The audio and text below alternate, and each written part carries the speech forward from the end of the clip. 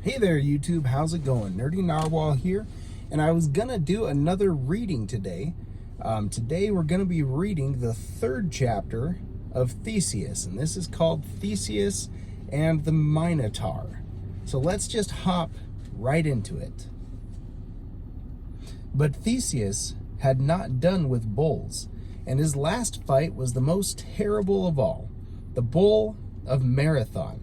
You remember, had been brought from Crete by Heracles, and he left a son behind him in Crete, who was half bull and half man, named the Minotaur, which means the bull of Minos, king of Crete. Minos made a pet of this bull, as he had done with the sire, and he had a wonderful house built for it. There was a very clever man living in Crete named Daedalus, an architect and an inventor who could make houses and statues and all sorts of machines, such as people had then. In fact, they say his statues could even walk. Daedalus built a house for the Minotaur, which was called the Labyrinth. It was a maze full of winding passages, like the maze of Hampton Court, only more amazing still. And all of stone and paths led to a cave in the middle, where the Minotaur slept. But most horrible of all, this monster was fed with the flesh of men, who were turned into the labyrinth. Once in, they soon lost their way, and kept wandering about. But the Minotaur knew all the ways, and it gave him sport to hunt them, until he caught them, and killed them, and ate them up. Now, Minos, who had a quarrel with the city of Athens, because his son had been killed there, perhaps by accident, perhaps not. This son had been victorious in the Athenian games, and had gone afterwards to tackle the bull of Marathon, which came from Crete, as you remember, and the bull had killed him, at least that was one story. But Minos made war on King Aegeus in consequence, and forced him to pay a tribute every year, but not a tribute of money. He was forced to send Minos every year 7 young men and 7 young maidens, whom Minos turned into the labyrinth for the Minotaur to eat. This was more bitter for Aegeus than all his other fears and anxieties. The time was now come for the tribute to be paid, and lots were to be cast for the young men and maidens. Then Theseus spoke out boldly. "Father, it is a shameful thing to send these boys and girls to be cruelly killed by a monster. Let me go with them, and I will kill the beast." All were astonished. Aegeus was dismayed, but Theseus stuck to it. Go he would. Never would he put up with this cruel tribute, and like a true leader of men, he would never command one of his subjects to do anything which he was not ready to do himself. So the lots were cast for the others, and they went down in a sad procession to the place where the ship lay that was to take them to Crete. Minos was on board the ship himself. Now this ship bore a black sail in token of mourning, and King Aegeus, on parting, gave Theseus a white sail with the words, "My son, if God makes you able to destroy the monster, put up this white sail on your return, that I may see it far away on the water, and know that my son is safe." This Theseus promised to do. The ship set sail. A fair breeze from the north blew it over the waters. On board were Theseus and the other victims, unarmed and helpless, for such was the will of Minos, and Minos himself looked at them, gloating with joy. He even put out his hand and rudely stroked the cheeks of one of the maidens, who cried out, "Help me, Theseus!" Then Theseus rolled his dark eyes in anger and said, "Son of Zeus, this is not lawful. You have dropped the rudder of your mind. Hold back your violent hand. God's destiny rules all, and what he has decreed, the scales of justice shall weigh out for us. That fate we shall fulfill when it comes. Until then, hold your harsh purpose. If Zeus was your father, I am akin to Poseidon, and indeed I may call him father. And the nymphs of the sea gave my mother a golden veil at her wedding. Therefore control yourself, for I would not care to see the light of day if you should do violence to one of my company. Before that, we too will come to trial of strength, and destiny shall decide between us." The sailors were amazed to hear these bold words. Minos had no will to try his strength with the invincible wrestler, but he thought of a new plan and cried out, "Zeus, my father, give me a sign with thy lightning. And you, if you are akin to Poseidon, the earth shaker, dive down to his abode and bring me back this ring that glistens on my hand. Now you shall see if the Lord of Thunder hears my prayer." At these words the lightning flashed, and Minos threw the ring into the sea and said, "Look now with the clear sign of Zeus. Into the sea with you, and Poseidon will give you fame over all the earth." Theseus was not afraid. He stood up on the stern and dived down into the sea out of sight. The steersman would have brought up the ship to await him, but Minos would not allow it. He called out, "Keep her before the wind," in hope that if Theseus did come up again, he might be left behind to drown. Little did he know the counsels of the gods, so the ship sped on before the wind, and the young Athenians shuddered and wept at their coming fate and the loss of their champion. But the champion was quite safe. As soon as he dived beneath the surface, a pair of dolphins caught him up, one under each arm, and carried him down and down through the water, clear as crystal, with a delicate tinge of green, among the shoals of fishes, which stared at them with great round eyes, through the seaweeds, to a coral cave, where the daughters of the sea used to dwell. Their radiant forms shone with splendor, like fire through soft, transparent robes. The silvery muslin, the golden bands, were round their heads. They were all dancing gracefully in the coral cave. There he saw the queen of the sea, Amphitrite, who threw about him a purple robe and set a wreath of dark red roses upon his head. She said, "Why have you come, my boy?" Theseus answered, "To fetch the ring of the king Minos, who has just thrown it into the sea." The nymphs had ceased dancing when he came in, and now one of them glided up. They do not need to walk. They can glide up or down, or all around, whenever they will, as swift as a tunnyfish. And she held out the ring to Theseus, saying, "Here it is. I caught it as he threw." They delayed him no longer. The dolphins took him back between them, far swifter than a ship, and brought him up on the ship's quarter, when he had appeared to the amazement of the whole company, and the secret wrath of Minos. And most wonderful of all, when he emerged from the sea, they stood once more on the deck, to return his ring to Minos. Theseus was quite dry. See what wonders the gods can do.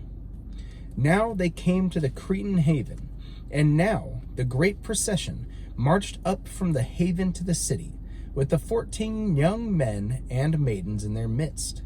Sad and mournful, but the city was full of rejoicing, for there was a feast to celebrate this tribute, and this sacrifice to the terrible Minotaur. The whole road, 3 miles long, was thronged with people in gay clothes, shouting and waving their hands, as you can see today in the pictures they made themselves. And the women looked out of the upper windows of the houses, with bare necks and shoulders after their country fashion, with tight bodices and flounces on their skirts. Amongst them was Ariadne, daughter of King Minos, who, with her friend, sat up on the upper balcony of the king's palace.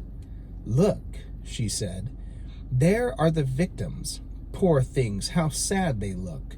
But who is that marching at the head of them? He is not sad like the rest. He is proud and brave and holds up his head." One of the ladies in waiting said, "Why, that's the young son of the king of Athens, And what do you think they say? He was not taken by lot. He came of his own free will, and says he will fight with the monster." "Brave boy," said Ariadne. "It is a shame he should die." And she fell silent, and let the others talk. For the instant she saw Theseus, love struck her heart, and she determined to help him. But what could she do? If he killed the monster, he would never get out of the labyrinth. And would he kill him? How could he, without a weapon? You see, she did not know the story of Theseus, as you do, or how good he was at wrestling. At last she went to Daedalus, the architect of the labyrinth, and asked him how she could help the young prince to find his way out of the labyrinth. Daedalus was very much afraid to meddle, but he was an Athenian himself, and wished well to Theseus. At last he thought of something that could not easily be found, and he said, "Madam, all that I can do is this. Take this ball of thread and convey it to him.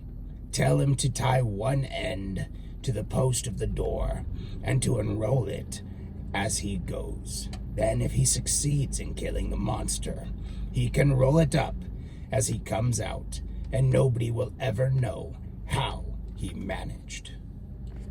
Ariadne thanked Daedalus, and that night she sent her old nurse and the ball of thread tied in a corner of her dress. Some say she sent also a sword, but I do not think she did that. Although we often see it in the pictures of Theseus, it would be difficult for an old woman to hide a sword, and if she were searched, she would be suspected of some mischief. But who would suspect a ball of thread? The old woman managed somehow to see Theseus. She gave him the ball of thread and the message, and added, "The princess says that she loves you, and prays you to take her away with you, if you win the fight." "That I will, indeed," said Theseus, and they parted. The procession of youths and maidens came to the labyrinth. The gates were opened, and they were led in. Then the gates were shut. There they stood, helpless and hopeless, for they knew nothing of the ball of thread. They did not really believe that Theseus would win. But Theseus said, "Be of good cheer, my friends. God is with us. Did you not see me come out of the water? And now, this place is full of winding ways, and no one who gets in can ever find his way out. So you must stay here, and not stir one step from the gates. Leave the rest to me." So saying, he drew out the ball of thread from his breast and tied one end of it to the doorpost. Then he moved away into the dark paths, unrolling the thread as he went. The others were all attention, for here was something new, which they did not understand, but it made them hope once more, for hope is always with us. Prometheus did well to put blind hopes in our hearts, a more precious thing than knowledge. So Theseus moved cautiously on, coming now to a blank wall, now to a place with many turnings, and although he tried to keep his direction towards the middle, as true as he could, yet before long he really did not know which way he was going. Well was the place called a maze. It was enough to maze anyone. But at last he came to an open space where he saw a black cave, and on the floor of the cave lay the monster, like a strong giant with the head of a bull and bull's horns. Up leapt the monster and let out a great roar and rushed at Theseus.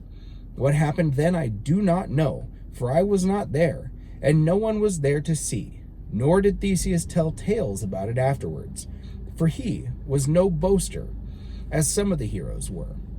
Some of his pictures show him holding a sword, but as I said before, I do not think he had one, for all the captives were unarmed, and the old nurse brought him none. I am sure that he used all the art of wrestling and boxing, which he knew so well, and that God put strength into his limbs, as he so often does when the weaker man defends the right. It was of no use for Theseus to strike at the bull's head or neck, as he would have done with a man, so he must have struck at the heart, or the mark, or use the wrestler's trippings and grapplings. In the end, the monster was killed. But there was no time to rest. Theseus offered a prayer of thankfulness and once more picked up his ball of thread. Then he went back by the way he had come, and long roundabout, winding up the thread as he went, for he wished to leave no trace to make Minos think that someone had helped him. And you may imagine the joy of his friends when they saw him return, bruised and covered with blood, but victorious over the horrible monster. How they got out, I do not know. Perhaps the guards had left the door unlocked because they never expected anyone to come out alive. Perhaps, as I think, the old nurse was there, waiting for you may be sure Ariadne was waiting somewhere. But get out they did. It was night, the city was asleep, and the prisoners crept down the long road to the harbor. Somewhere they met Ariadne, wrapped up so that no one could tell who she was. Quietly, they climbed into their ship. Quietly, they hoisted the sail, and before anyone was awake in the morning, the ship was sailing away far over the seas. I need to tell you of Ariadne's joy, or the love of Theseus for her kind heart. They were happy together, and when they came to a pleasant island next day, they landed there and stayed there quite a long time, and they might have lived happily ever after. But it so happened that the goddess Artemis killed her. I do not know why, but Artemis was a hard and cruel goddess and easily offended. They do say that the god Dionysus then raised her to the heavens as his wife and placed among the stars the crown he gave her at his marriage. Others say that Theseus deserted her, but there are always those who will say unkind things. I think myself he was a noble and true gentleman, and it does not seem like him to desert the girl who saved him.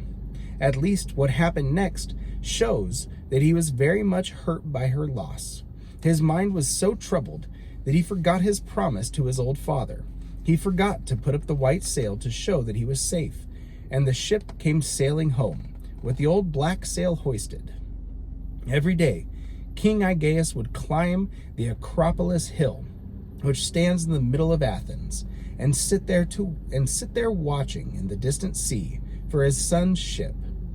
He sat on that projecting rock, which you can see in front of the great gate. There's a beautiful little temple built on it now, the Temple of Wingless Victory, as if the people meant that victory sat on their hill and could never fly away. There sat Aegeus, and there one morning he spied a sail. The sun shone upon it, and he could not tell for a long time what color the sail was, but as the ship drew near, he saw it was black. The old man's heart broke, and he fell down from the rock and died. The sea is still called the Aegean Sea, after King Aegeus. And some believed that he threw himself into the sea, but the sea is some distance from this rocky hill, and I think I have told you the true story. So the people did not go down to the sea to meet the ship, for they thought all was lost. But when Theseus and the young men and maidens came out, and the news ran to their parents, then there was rejoicing and feasting.